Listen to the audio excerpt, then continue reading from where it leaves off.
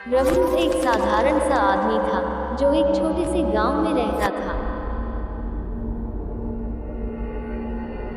उसका जीवन दिनचर्या में बंद कर रह गया था। काम के लिए वो सुबह जल्दी उठता, खेतों में मेहनत करता और शाम को घर लौटता। लेकिन एक रात उसके जीवन में एक खौफनाक मोड़ आया।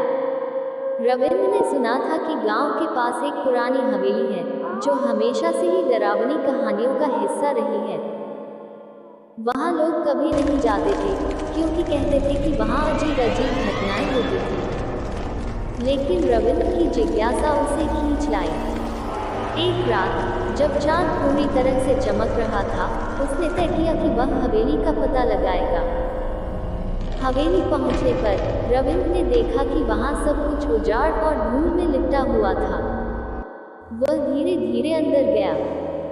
अंदर की दीवारें काले रंग से भरी हुई थी और फर्श पर पुराने फर्नीचर बिखरे हुए थे।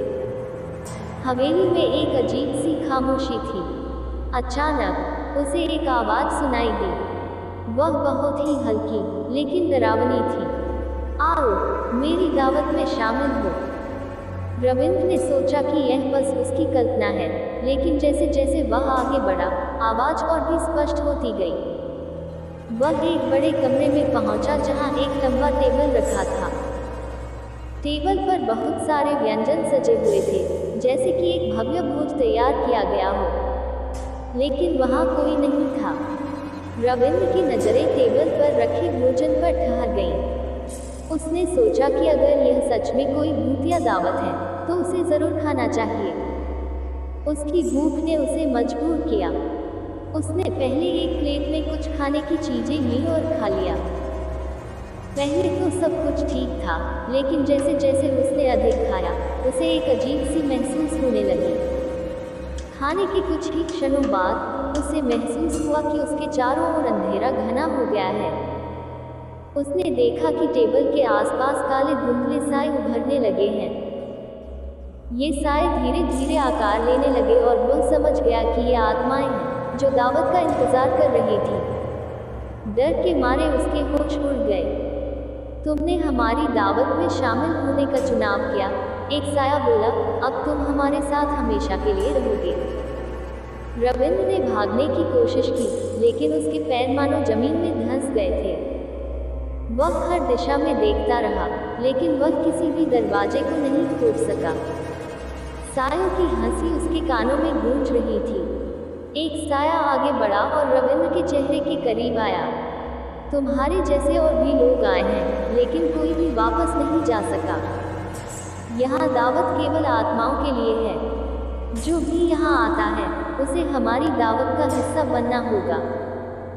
रविंद्र ने अपने पूरे मन से प्रयास किया, लेकिन वह बेतरतीब तरीके से चिल्लाने लगा। नहीं, मुझे जाने दो, मैं यहाँ नहीं रहना चाहता। लेकिन उसकी आवाज़ हवेली की दीवारों में गुम हो गई। अचानक वह बेहोश हो गया। जब रविंद्र की आंखें खुली तो वह किसी टेबल पर पड़ा हुआ था, लेकिन अब वह केवल एक साया था। उसे समझ में आया कि उसने क्या किया है। उसकी आत्मा वहां बंधी हुई थी और अब उसे दूसरों को अपनी ओर खींचने के लिए मजबूर होना पड़ेगा। गांव में लोग अब भी उस हवेली से डरते थे, लेकिन कभी कभी कुछ साहसी लोग वहां जाकर देख लेते थे। हर बार जब कोई नया व्यक्ति आता, रविंद्र की आत्मा खुश होती थी। वह उन्हें अपनी दावत में शामिल करने का अवसर पाने के लिए तैयार थी। वह अपनी दावत की कहानियों को सुनाता और हंसता था, लेकिन अंदर ही अंदर वह उन लोगों की आत्माओं को दुखी देखता था जो उसकी तरफ फंस चुके थे। एक रात जब एक युवा जोड़ा हवेली की ओर बढ़ा, रविंद्र ने देखा कि उनके चेहरे पर उत्साह था। आओ, मेरी दावत में शामिल हो, उसने कहा। जैसे ही उन्होंने कदम बढ़ाया, रविंद्र की हंसी हवा में गूंज उठी। उसने उनकी आत्माओं को अपनी तरफ खींचने का प्रयास किया, लेकिन इस बार कुछ अलग हुआ। युवा लड़की ने एक छोटी सी मोमबत्ती जलाई और रविंद्र को देखा। हम जानते हैं कि तुम यहाँ फंस चुके हो, उसने कहा। हम तुम्हारी मदद कर सकते हैं। रविंद्र को उम्मीद का एक नया स्रोत मिला। क्या ये सच था? क्या वह सच में मुक्त हो सकता था? लेकिन जैसे ही उन्होंने दावत का भोजन छुआ, रविंद्र की आत्मा ने फिर से उसे रोकने का प्रयास किया। ये तुम नहीं हो, ये दावत तुम्हारे लिए नहीं है, उसने कहा। लेकिन लड़की ने अपनी आंखें बंद कर ली और प्रार्थना करने लगी। धीरे धीरे हवेली की दीवारें हिलने लगी और रविंद्र को अचानक एहसास हुआ कि वह अभी भी यहाँ है। लेकिन उसकी आत्मा को अब कोई सजा नहीं दी जा रही थी। उसने खुद को मुक्त होते हुए महसूस किया। उस जोड़े ने अपनी मोमबत्ती जलाकर हवेली को रोशन किया। रविंद्र ने उनके साथ वहां से भागने का प्रयास किया, लेकिन पहले उसे सभी आत्माओं को मुक्त करना था।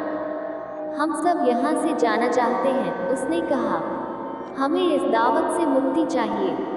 उसकी आवाज़ ने हवेली में गूंज उठी और धीरे धीरे सभी आत्माएं बाहर निकलने लगीं। हवेली की दीवारों ने एक बार फिर से खुली हवा में सांस ली और रविंद्र ने अपनी आंखें खोली। आखिरकार उसने अपनी पुरानी जिंदगी की ओर लौटने का अवसर पाया। लेकिन अब वह हमेशा याद रखेगा कि भूतिया दावत केवल आत्माओं की नहीं, बल्कि एक चेतावनी थी।